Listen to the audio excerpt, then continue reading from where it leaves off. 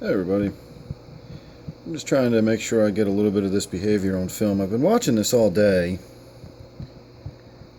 and those are my Otocinclus catfish that are on my Snakeskin Gourami. I haven't seen two on the Gourami at one time, but all day long they've been doing this. They've been cleaning over this Gourami. I'm not entirely sure what I'm seeing here. I have other fish that do this. I have loaches, and they will groom other fish. But I don't recall ever seeing my Otocinclus do this before.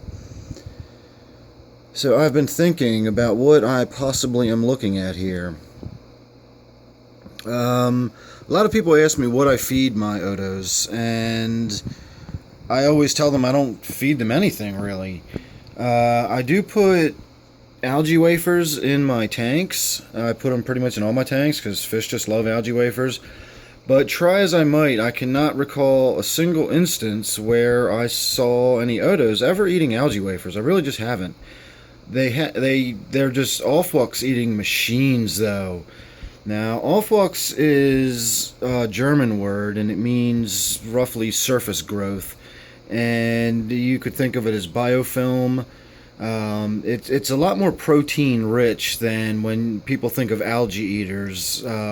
It's not so much the algae they're eating. Algae is part of it, but that's really a stew, and it's full of all kinds of protein rich animals, little micro worms and crustaceans, and all kinds of stuff grows in there. It's really nutritious stuff for, quote, algae eaters.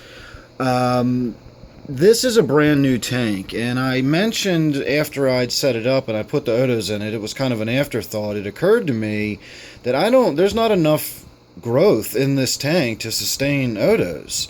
And I was wondering whether or not I'd ever see them eating on the algae wafers, because I am putting them in here to make sure that there is some food source for them. And now I'm actually seeing this behavior, and it doesn't seem like the Gourami minds it too much. But you can see now it looks like it's getting a little annoyed by it. Of course, one little flick of the tail and the Gourami would be at the other end of the tank, and the Oto would be wondering what happened to it. So if it really wants to get away from the Otos, it can. And that's what makes me wonder whether we are seeing the Otos actually going after the slime coat on the Gourami. Because that sometimes, if a fish, like a Chinese algae eater, for example, I have one of those in my tanks, and if that does not get enough meaty food in its diet, and I actually have to supplement that tank with shrimp pellets, and I can tell a difference. I can see when I don't put shrimp pellets in there for a while, that algae eater will begin going after other fish, and just basically latching onto their side like a sucker fish, but it's chewing on the slime coat. It's supplementing its meaty diet with your other fish. So I'm wondering if that's what I'm seeing here, and it's actually not good for the fish that's being fed off of, obviously. I don't want his slime coat damaged.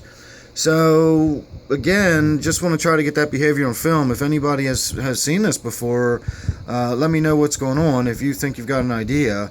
Now, the other thing that crosses my mind, of course, which makes me really nervous, and I've been keeping a very close eye on the Gourami, is the possibility that there's some sort of external parasite on the animal, and that's what the Otocinclus are going after. Now, if you've noticed those sort of weird markings on its pectoral fins, I don't know what they are. They've been on the fish since day one.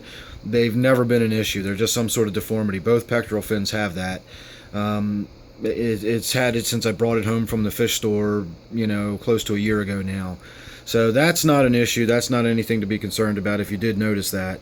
It's just the Otos actually, hanging onto the side of it like that. I've just never seen that behavior before.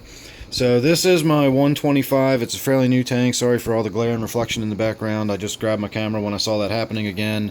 I wanted to try to make sure I got it on film.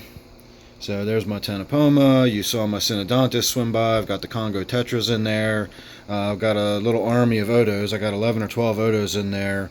And I've got a elephant nose fish as well. So once this tank starts growing in and getting a little more green and lush, this is going to be a really nice, pretty tank.